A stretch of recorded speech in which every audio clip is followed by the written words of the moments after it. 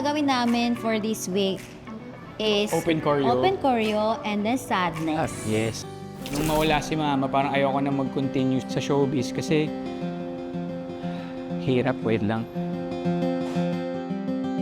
Pag may ginagawa ko na performance, yun yung hinahanap ko na parang, anak, I'm so proud of you.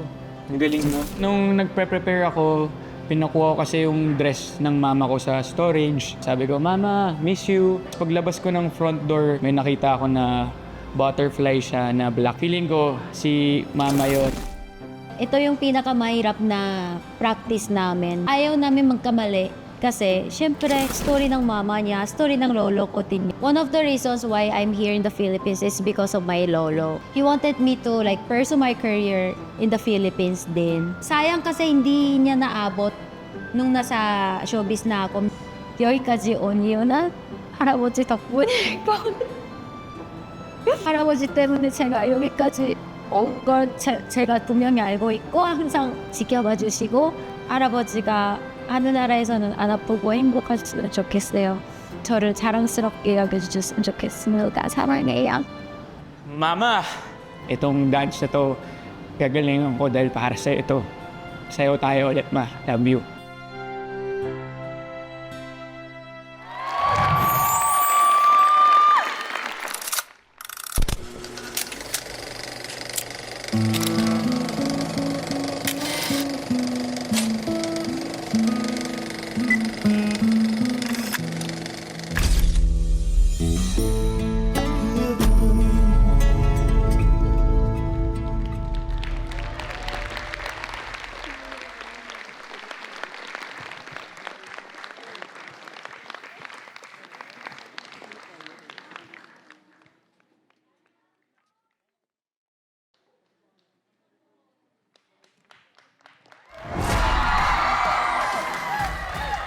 Tanungin ko muna si Sadyang Nim.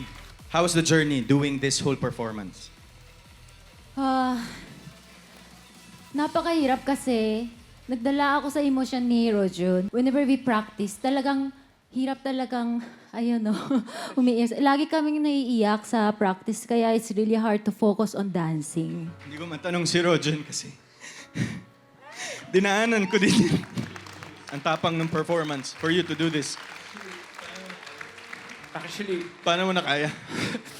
Actually, thank you kay Das kasi pinapalakas na yung loob ko kasi noong una talaga natakot ako gawin kasi ang hirap pag nandito kasi emosyon na to, hirap pigilan kasi sobrang love na love ko yung mama ko and miss na miss ko siya everyday. Hindi ko pinapakita yun kasi gusto ko lang mag-enjoy. Sorry. Pero lahat ng ginagawa ko dito, alam ko napapanood niya sila ni Papa. And yun, mahal na mahal ko sobra yung mama ko. Alam ko, proud siya sa amin. Magkakapatid kami ni Raver, ni kay Omar. Tapos, mabuting asawa ko. At ngayon, meron na siyang apo, si Joaquin, saka Isabela. So, kung paano niya kami pinalaki, ganun ko papalaki yung mga anak namin. And then, mahal na mahal ko yung nanay ko. Para sa kanya tong dance na to na nakagawa ko ng isang magandang isayaw para sa kanya. Parang damit ni mama to eh. So, parang nasayaw ko ulit siya ngayon. Gusto ko lang mag-thank you kay Coach Aaron kasi siya nakaisip ng concept na to. Kay Krishnar, kay Manik sa pagturo sa amin. Yun nga eh, parang sabi ko, parang ang tapang masyado dyan. Kasi when you lose a parent, it feels like namamatay yung kalahati ng buhay mo rin eh. Bonding talaga namin ni Mama, dancing eh. So dahil dito parang nasayaw ko ulit si Mama.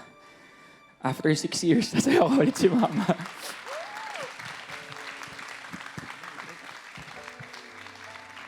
Rojun, nakita ko kung paano kasi kayo sinusuportahan ng mami mo. Nagbabantay sa inyo, sa taping. Thank you, Mama. Coach? Kay Rojo naman, ang masasabi ko, lakas ng loob mo. Kumbaga, dun tayo sa sayaw. Sa sayaw kasi, mahirap kontrolin yung movement kung talagang yung emosyon mo is lumalala na.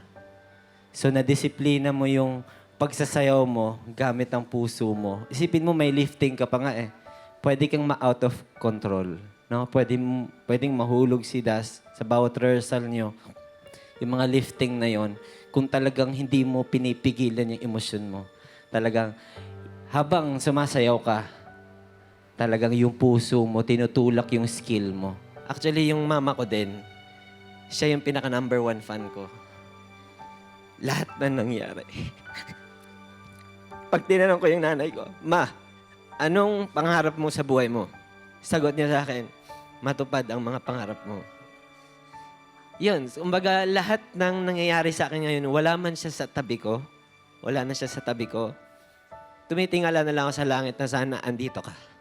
Yung pain na nararamdaman, yung panghihinayang, mas nagiging gasolina mo siya para bumangon ka. Kaya sa mga ano dyan, sa mga anak na nandyan pa yung mama at saka papa nyo, mahalin nyo sila ng sobra. Yung naramdaman ko kasi doble yung tama sa akin bilang isang ina at bilang isang anak. Pero ang hindi ko kinaya, yung makita ko yung video ng nanay mo na sumasayaw kayo, na sinasayaw mo siya, na damit na lang yung hawak mo. Hindi ko alam kung paano mo napigilan yung emosyon mo doon, pero na-release mo doon, na sabi ko, sana lahat ng anak ganon, na kahit wala na yung parents nila, matandaan nila kung ano yung sacrifice ng mga magulang nila. Kasi yun yung palaging tinatanong sa akin what if, Marian, mawala ka? Ano yung gusto mong matandaan ng anak mo sa'yo? Isa lang palagi ko sinasabi, kaya kong i-give up buong buhay ko para sa mga anak ko.